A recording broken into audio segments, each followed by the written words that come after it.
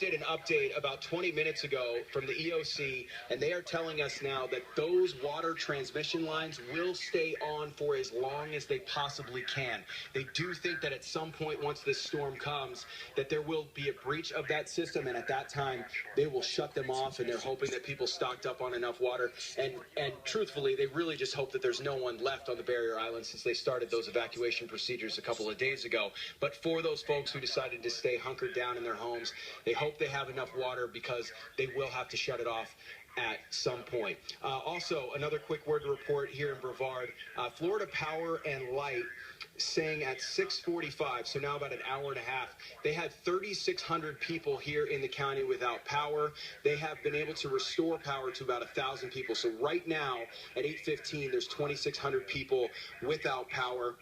They do expect that those winds, as you heard Eric and Tony say, they thought they would start becoming 35, 40-mile-an-hour gusts right now, about 8 o'clock. That may be the case a little further south from where we are, but again, here at O'Galley and Commodore, we're just not seeing that just yet, but absolutely it is coming, as everyone says. It's just a matter of when, not if. Reporting live in Brevard County, Adrian Whitsett, West 2 News. All right, Adrian, thank you. And Governor Rick Scott, not long ago, mentioned these power outages, said it was a very small number, but they're working to get things fixed quickly. That's right, and a lot of places are expecting that they will have power outages before this storm is over. Let's check in with Summer Knowles. She's on our weather deck. And Summer, you've got the latest information out of Winter Park. What are officials saying to residents about the preparedness for this storm? Well, they want everyone to be inside. That's first off. That's for Orange County, pretty much. But we just got this new information moments ago as the rain continues to come down and the wind starts to really pick up out here. Pretty much all day we've been telling you about the preparations along the coast at the county level and the state level. But there are also some smaller cities and towns that are now starting to implement their own emergency plan. And as you mentioned, Winter Park, Stewart, is certainly one of them. Let's go ahead and take a look at some of the information that we just got from them moments ago. This is for all of the residents there. All non-emergency buildings are closed. City Hall is closed. The city does not want anyone to go there or to any other city-owned buildings seeking shelter because you will find none there. Waste Pro services, we're told, have been suspended, and no new utility services will be connected. Now, the city wants to remind all of its residents to keep your cell phones fully charged. That's in case the power goes out, because you are going to need to keep in touch with other people. The advice, once the weather starts to hit, though, shelter in place and keep clear of windows and glass doors. And, of course, don't use landline phones or take a shower or bath during the storm. Now, also, when wind speeds get in the upwards of 40 miles per hour for police and 60 miles an hour for fire rescue, we're told dispatch of those public safety personnel, it's going to be extremely limited because, of course, they want to keep their first responders safe. We're going to actually need them a lot once the storm hits and afterward with the recovery effort and helping with any cleanup. So, again, if you need something, need to call the non-emergency lines because they are going to be dispatching the emergency personnel on a very, very limited basis, especially here in Winter Park. We'll have all these details on our website at wesh.com, and of course you can follow us on Twitter and Facebook as well. Guys, back to you. Important information, county and city by city. Summer, thanks, and obviously a lot of people are going to be keeping an eye on those emergency responses from those different communities to find out the latest information in their own neighborhoods. Right. We want to change gears here. 1.5 million people are in evacuation zones here in Florida, and right now only about 3,000 are actually in the shelters. Yeah, and that Bob Keeling is at one of those shelters in Kissimmee, at Kissimmee Middle School. And Bob, that place right now is actually at capacity. Yeah, Stuart, in fact, what they're telling us, Kissimmee police officer I spoke with said it's actually past capacity at this point, but they're working really hard to try to accommodate the mothers and children, people in wheelchairs, folks coming with pets who are still filing in at this point.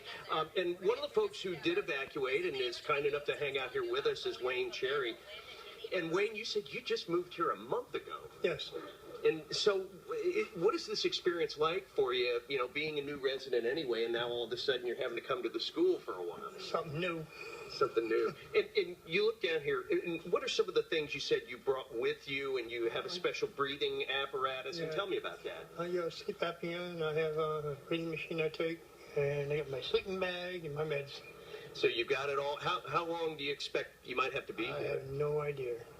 I couldn't tell you. Now, somebody do not have power right now.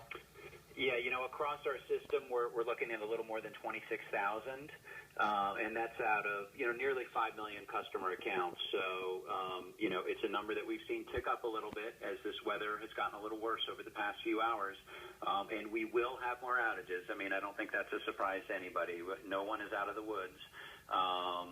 And we're definitely going to see more outages as we go through the night and into the morning. But that's where we're at right about now. Peter, I heard you say you actually have crews out right now trying to restore power in areas that it's safe and the winds aren't too high? Yeah, where we can, Shannon, we can actually, we watch the weather really closely, and if we can get out in between, some bands and do some quick work where it's safe, we will do that. Look, the bulk of our folks are not out right now because it's just not safe for them to be restoring power, but we're monitoring the entire system, monitoring, how the grid is performing, and coming up with our plans so that as soon as it's safe for us to get out there, we can. All right, Peter Robbins, we appreciate you. We have some, again, this is a picture, a live shot right now out of Jupiter. As Peter just indicated, conditions will continue to deteriorate, so this isn't a surprise. Everybody was expecting these power outages to come, so we'll stay close with him. Peter, you said you're still on the phone with us? Yeah, I am. You said you're going to get an update shortly on some new numbers. You'll have new numbers for us coming out? Yeah, for folks who still do have power and even have, mobile service on their smartphones, they can go to FPL.com and we update our outage numbers county by county every single hour. So for folks who, want to track that and watch that kind of information, you're certainly able to do that. The main thing is not to focus on the particular numbers or get too specific with the storm. It's just to, be safe, to assume that you're going to lose power at some point. And plan for that. So, we've been saying that for a few days. Hopefully folks have put those precautions in place. But, now is the time when, safety really needs to be the top priority for everybody. Peter Robbins with FPL. Peter, I appreciate your time tonight. Stay safe. I'm sure we'll be talking to you soon. Thanks, Jay. Thanks, Shannon. Ashley Hinson's in the newsroom. Apparently, she's getting some more pictures in that was sent in by a reporter, Barry Staley. Fill us in, Ashley. What do you have now? So all of you guys have been sending us in pictures of damage, and we appreciate it so much. But this picture, can we take it full here? This picture was sent in by you, reporter, like you said, Shannon, Barry Staley, of a boat sinking. I want to show it to you if we can pull that picture up. Do we have it? We don't have it? All right, anyway, then there it is. There's our picture. Okay, so this is on Amelia River Drive at Hutchinson Island by the South Bridge there. We're not really sure if the boat was maybe tied up and it got loose, but we do know, as you can see here, it is taking on water and sinking on the Intercoastal there. Now, I want to show you this video, too, here. Yeah, and this one is of a sailboat that broke loose because of Hurricane Matthew, and it's banging here against the Old North Bridge in Palm Beach. So definitely, Halifax Harbor Marina, a beautiful place. And let me fast forward this here. Let's see. You see there, so there's a lot of damage out there. We're getting more and more videos in. And boats also a problem, guys. So again, if you have any pictures, any damage, make sure you send it to us. This was a big problem. Ashley, thanks so much. Go ahead, Jake. Oh, here's some video right here. Take a look at this. This is in the Bahamas. This was out of the Bahamas, right, out of Nassau. Yeah, this was Nassau. I don't think this made our area, but I saw this right before we came in here, and just remarkable video. John Shaman said that a woman was staying in a shelter, and she shot this on her phone. Watched as this roof just was completely lifted off.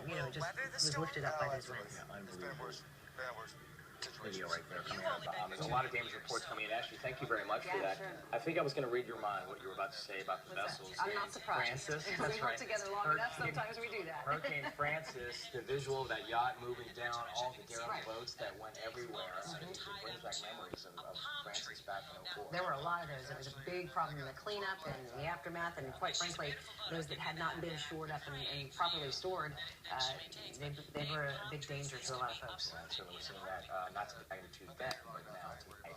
Most businesses have closed for the night, obviously. News Channel 5's John Shaman in St. Lucie County and found a gas station that literally just turned off the lights. John Shaman with this report. We're along Okeechobee Road between I-95 and the Turnpike. This is one of the busiest stops on the two highways heading north to New York and then south down to Miami, and we found many travelers still out at this late hour. Leaving Miami, heading north to North Carolina to avoid the storm, and we got cut in the storm because the storm is headed to Vero Beach now. So now we're going to go to Tampa. And that's not the end of the story.